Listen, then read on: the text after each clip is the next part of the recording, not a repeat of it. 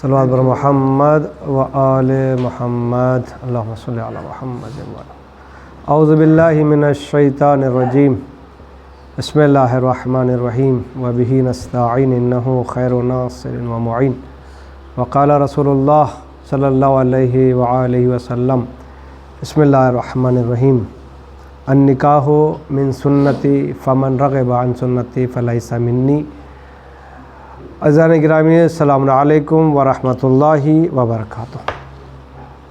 انشاءاللہ آج سے ہمارا جو احکام کا سلسلہ جاری تھا، کچھ دنوں سے رکا ہوا تھا، اس کو پھر سے انشاءاللہ آج سے پائے تکمیل تک پہنچانے کی کوشش کریں گے۔ آج سے جو احکام کا سلسلہ جاری ہے اس کا موضوع ہے نکاح، جو عام طور پر ہم جو ہے شادی کے نام سے یاد کرتے ہیں۔ نکاح کیا ہوتا ہے، نکاح کس سے ہوتا ہے، نکاح کی کتنے قسمیں ہیں، کن لوگوں سے نکاح کرنا جائز ہے، کن لوگوں سے نکاح کرنا حرام ہے۔ انشاءاللہ یہ تمام مسائل کو انشاءاللہ ہم بیان کریں گے اور آپ اسی طریقے سے اس کو اپنے ذہن میں رکھیں گے۔ اسلام میں نکاح کے فائدے، پہلے ہم فائدے بیان کریں گے، اس کے بعد اس کے مسائل میں آئیں گے۔ بہت سارے نکاح کے فائدے ہیں اسلام میں۔ جس طریقے سے رسول خدا نے کہا کہ النکاح من سنتی فمن رغب عن سنتی فلیس منی، نکاح میری سنت میں سے ہے۔ نکاح کرنا رسول کی سنت میں سے ہے۔ جو بھی انسان اس سنت کو چھوڑ دے گا، مانے گا نہیں، تو وہ میری امت میں سے نہیں ہے۔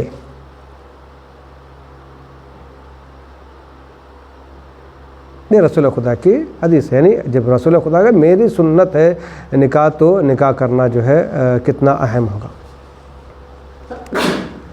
بہت مختصر کرتا ہوا انشاءاللہ پہلا درس ہے آج جو ہے نکاح کے فائدے میں آپ سے بیان کروں گا۔ پہلا فائدہ وہ یہ کہ پاک دامنی اور گناہوں سے حفاظت کرتا ہے نکاح۔ پاک دامن رہتا ہے نکاح کرنے والا اور نکاح کرنے والی، عورت ہو یا مرد ہو۔ دوسرا ہے کہ گناہوں سے دور رہتا ہے۔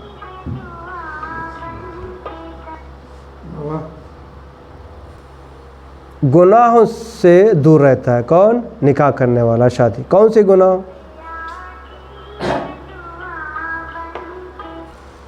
پاک دامنی اور گناہوں سے بچا رہتا ہے اسی نکاح کی وجہ سے۔ یعنی کون سے گناہ؟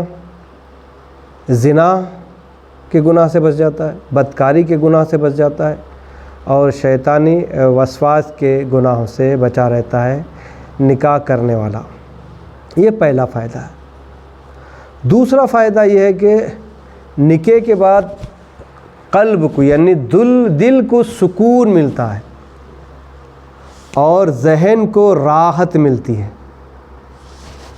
دل کو سکون اور ذہن کو رہن، یعنی اللہ تعالیٰ فرماتا ہے کہ تاکہ تم ان سے سکون حاصل کرو، یعنی مرد عورت سے سکون حاصل کرتی ہے اور عورت مرد سے سکون حاصل کرتا ہے۔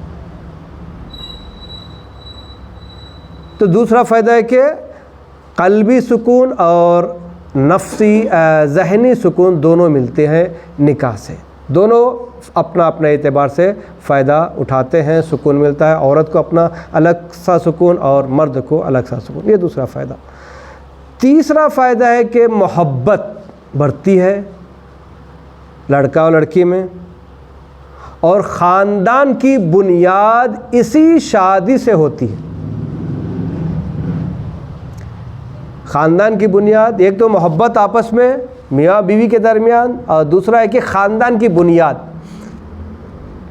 جب ہم گھر بنانا چاہتے ہیں تو گھر بنانے سے پہلے ہم زمین میں بنیاد ڈالتے ہیں، پلرز لگاتے ہیں، تاکہ وہ گھر مضبوط بن جائے، گرے نہیں۔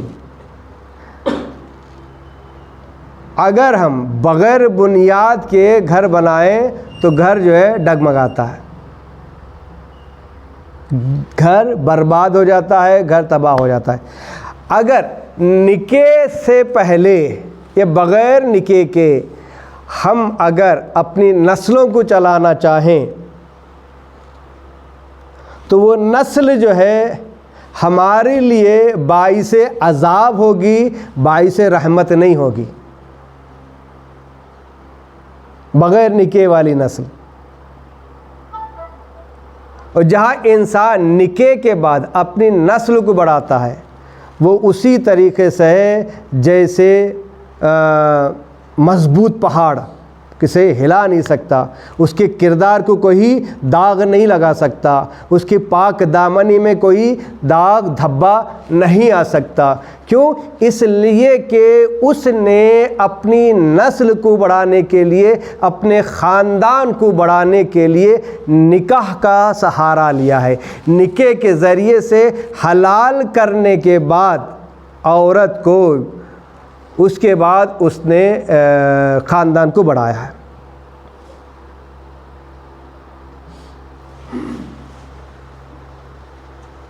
اگر انسان جتنا بھی بڑا مالدار ہو جائے، ثروت مند ہو جائے، حکومت آ جائے، شہرت مل جائے، لیکن اگر وہ انسان بغیر نکاح کے ہے تو اس کی قوم میں کوئی عزت ہی نہیں رہے گی۔ صرف قوم میں ہی نہیں بلکہ اللہ اور اہل بیت کے نزدیک بھی اس انسان کی کوئی ویلیو نہیں رہے گی، آخر کار اس کا ٹھکانہ جہنم ہی ہوگا۔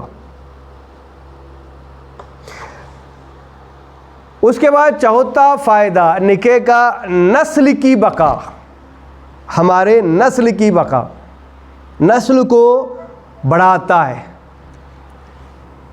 دادا بیٹا، باوا، دادا، پردادا، آگے جو ہے بڑھاتا ہے یہی نکاح۔ یعنی بچوں کی پرورش نکاح کے بعد، بچوں کی ولادت، اس کے بعد بچوں کی پرورش، ان کی تربیت اور خاندان کا تسلسل، اور خاندان کا تسلسل نکاح کے ذریعے سے ہی ہوتا ہے، بغیر نکاح کے نہیں ہو سکتا۔ پانچواں فائدہ نکاح کا ہے معاشرتی پاکیزگی، معاشرے میں پاکیزگی کا ہونا۔ یعنی معاشرے کو نکاح سے پیدا ہونے والے بچے جو ہے پاکیزہ بناتے ہیں، فتنہ اور فساد سے محفوظ رکھتے ہیں۔ وہ کون ہے؟ جن کے رگوں میں حلال خون دوڑ رہا ہو۔ حلال خون کب دوڑے گا؟ جب ہم نکاح کے ذریعے سے بچوں کی پرورش کریں گے۔ یہ ہے چھٹا فائدہ، یعنی معاشرتی پاکیزگی، پاک معاشرے میں، ماحول میں، اپنے قوم میں پاک و پاکیزگی سے آگے بڑھنا، یہ نکاح کی وجہ سے ہوتا ہے۔ نمبر 6، دینی اور اخلاقی ذمہ داریوں کو تکمیل تک پہنچانا۔ دینی اور اخلاقی ذمہ داریاں یعنی کیا؟ شوہر بیوی کی کفالت، یعنی تمام کا تمام اخراجات بیوی کے شادی کے بعد وہ مرد کے اوپر واجب ہوتے ہیں۔ بیماری ہو، کپڑے ہوں، گھر ہوں، گرمی میں گرمی کے کپڑے، سردیوں میں سردی کے کپڑے، یہ سب و سب مرد کے اوپر ذمہ داری ہوتی ہے۔ اگر بیوی بھی کما رہی ہے تو مرد کا حق نہیں بنتا کہ وہ بیوی کی کمائی پر عیش کرے۔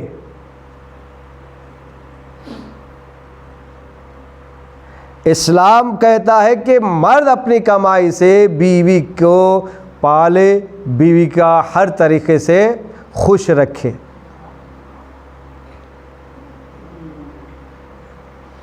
اسی طریقے سے بیوی شوہر کا ساتھ دے، ایک شوہر بیوی کا ساتھ اور بیوی شوہر کا ساتھ، یعنی کیا؟ اس کے غم میں شریک ہونا، اس کی خوشی میں خوش ہونا، اس کے بغیر اجازت کے باہر قدم نہیں نکالنا، اور جیسے ہی شوہر اپنے گھر میں داخل ہو بیوی مسکراتے ہوئے اس سے ملاقات کرنا، یہ سب کیا ہے؟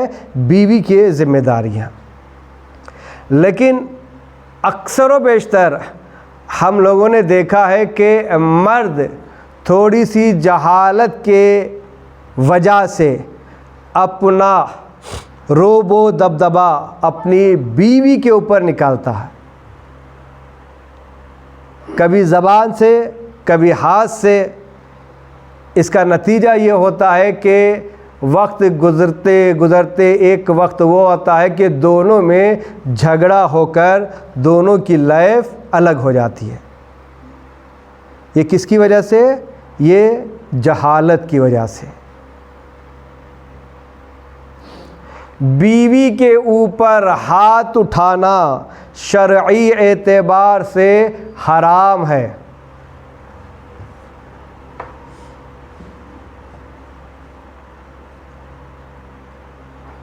بہت سارے مسائل ہیں۔ بیوی کام کے لیے نہیں، شادی جو ہے کام کے لیے نہیں کی جاتی کہ بیوی آئے گی تو کام کرے گی۔ بیویاں جو ہماری کام کرتی ہیں یہ ہماری محبت میں کام کرتی ہیں۔ اگر وہ کہے کہ میں کام نہیں کروں گی، آپ اور ہم جو ہے اپنی بیویوں کو زبردستی کام نہیں کرا سکتے، یہ اسلام کہتا ہے۔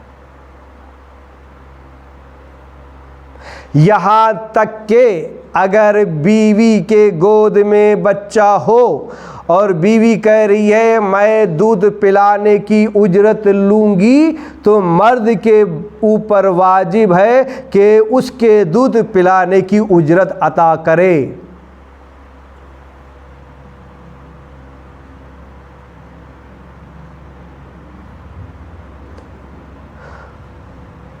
تو میاں بیوی محبت سے رہیں گے، پاک و پاکیزہ سے رہیں گے، تو یہ ماحول دین کو چلانے کے لیے اور دین میں اپنے عزت کو باقی رکھنے کے لیے سازگار ہوتا ہے۔ آخر ہے، اس کے بعد ہم انشاءاللہ کل بیان کریں گے۔ 7واں فائدہ یہ ہے کہ رزق میں برکت ہوتی ہے، رزق میں برکت ہوتی ہے۔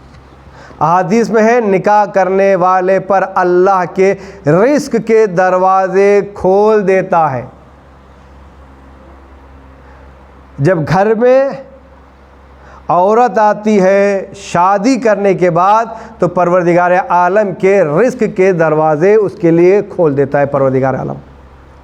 اور اسی طریقے سے جب بچے کی ولادت ہوتی ہے تو بچہ بھی اپنے ساتھ رزق لے کر آتا ہے۔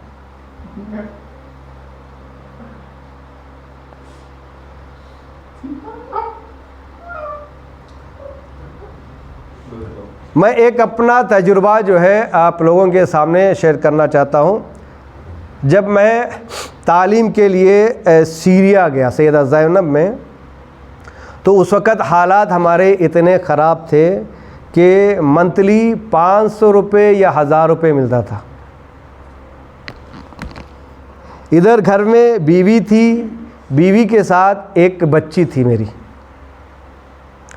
سوچا کہ کئی دفعہ سوچا کہ بیوی کو بلا کر یہیں پر اپنے پاس رکھے، لیکن جو ہے چونکہ ابتدا تھی، پیسہ زیادہ نہیں تھا، تو لہذا نہیں بلا پائے۔ دعا کی شہزادی زینب کے دربار پر، اور اس وقت جب میں اپنی بیوی کو بلایا، اس وقت میری تنخواہ جو ہے انڈیا کے 2500 تھی۔ اس 2500 میں مجھے گھر کا کرایہ 1500 یا 1000 دینا پڑتا تھا، اس کے بعد بچی کا خرچہ، اس کے بعد اپنا خرچہ، کھانے پینے کا خرچہ۔ لیکن یقین مانے جیسے ہی میں اپنے فیملی کو بلایا تو اس وقت سے جو ہے برکت شروع ہوگی۔